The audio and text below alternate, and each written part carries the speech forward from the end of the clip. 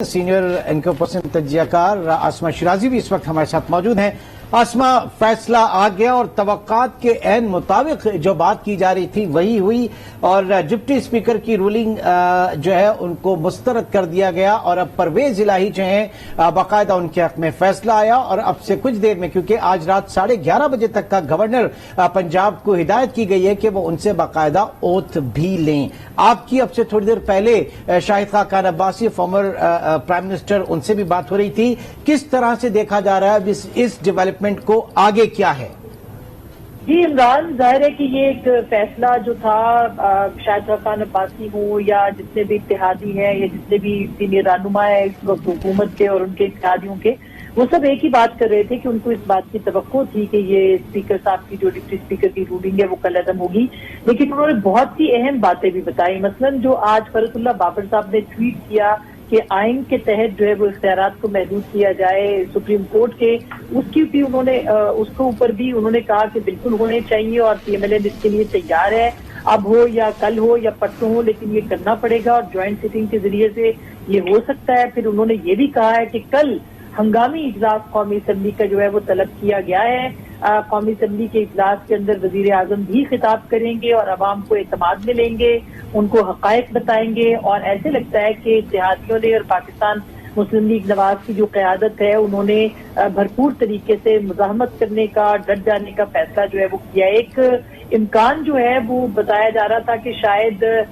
कोई गवर्नर राज पंजाब में लगाया जाए, क्योंकि इस वक्त गवर्नर वहां पे बलीगुर रहमान है और अभी ये देखना बाकी है कि वो ओथ लेते हैं या वही जो रिपीट टेलीकास्ट होगी जिस तरह से उमर सरफराज चीमा साहब ने ओथ नहीं लिया था हमजा शहबाज से, तो अभी वो भी देखना बाकी है। लेकिन इसके साथ साथ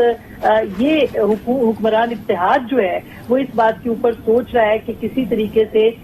अगर उनकी हुकूमत को बरतरफ किया जाता है तो बिल्कुल ठीक है, अदम एतमाद आती है तो ठीक है, लेकिन वो खुद जो है असेंबली को नहीं तोड़ेंगे और असेंबली की जो कॉन्टिन्यूटी है वो रखेंगे और इलेक्शन जो है अपने मुकर्रर टाइम पर होंगे। लेकिन एक बात मैं आपको इमरान बताती चलूं कि जो मुज़ाहमत का मूड है वो आपको नजर आ गया होगा। मसलन अभी जो मरियम नवाज साहिबा का ट्वीट आया कि जुडिशल कू है, इसी तरह से जो फरतुल्लाह बाबर साहब के ट्वीट को रीट्वीट किया है बिलावल भुट्टो जरदारी साहब ने, जो कि चेयरमैन है अपनी जमात के। तो ये एक परसेप्शन जो है वो मजबूत हो रहा है, बल्कि परसेप्शन से ज्यादा अब ये खबर बन चुका है कि किसी तरीके से सुप्रीम कोर्ट के जो इख्तियारात हैं उसको महदूद किया जाए। और जिसकी पहले से भी इसकी जो सुनवाई थी वो हो रही थी, पहले से इसकी खबरें भी थी, लेकिन उस वक्त PMLN की तरफ से जो है वो एक तरह से कदगन लगाई जाती थी। और हम सबको ये बात पता है कि जब 18वीं तरमीम हो रही थी, कॉन्स्टिट्यूशनल कोर्ट अलग करने का भी उस वक्त मिसाक़ जमहूरियत के मुताबिक जो था वो एक पहलू और शिक मौजूद थी, लेकिन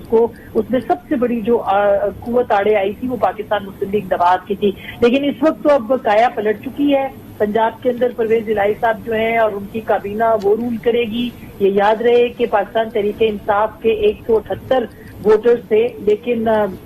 जो 10 वोट थे वो पाकिस्तान मुस्लिम लीग कायदे आजम के, उनके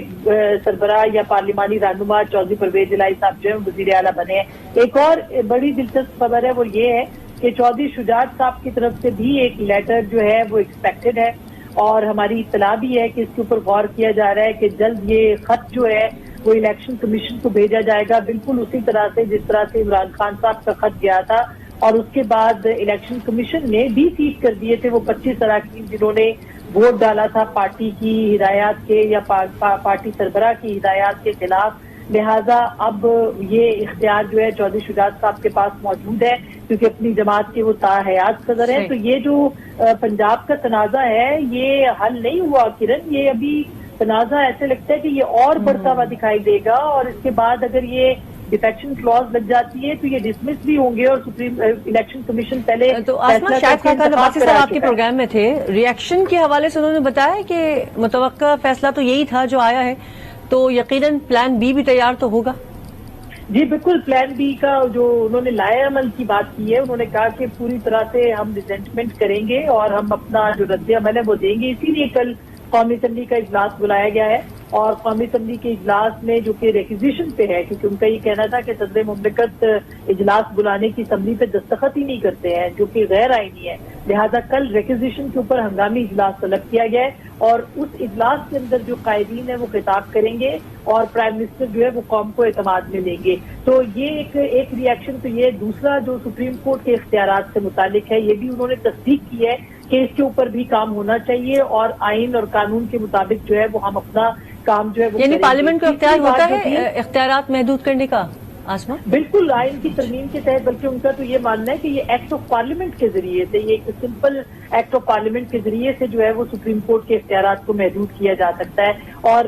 کانسٹیٹیوشنل کورٹ جو ہے وہ ظاہر ہے کہ وہ شاید آئینی ترمیم اس کی ریکوائرمنٹ ہے، لیکن جو سپریم کورٹ کے اختیارات ہیں اس کا فیصلہ، یعنی اس فیصلے کا جو جواب ہے وہ حکمران اتحاد سوچ رہی ہے کہ اس کا پارلیمنٹ کے ذریعے سے جواب دیا جائے۔ اسی لیے کرن کل کا جو اجلاس ہے وہ بہت اہم بھی ہے اور کل اس کو طلب بھی اسی لیے کیا گیا ہے کہ پارلیمنٹ کے پلیٹ فارم سے ایک ہم آواز ہو کے پوری جو کوalition ہے 9 پارٹیاں، اس میں پی ٹی آئی کے بھی کچھ لوگ ہیں جو کہ اپوزیشن بینچز پہ بیٹھے ہیں، ان کے ساتھ مل کے جو ہے اس کو رسپونڈ کیا جائے، کیونکہ اس کو جوڈیشل کو تصور کیا جا رہا ہے حکمران اتحاد کی جانب سے کہ یہ ایک عدالتی کو ہے یا آمریت ہے جو کہ نافذ کی گئی ہے، یہ ان کا ماننا ہے، ان کا کہنا ہے، لہٰذا یہ چیزیں جو ہے یہ ابھی اور بہت آگے جائیں گی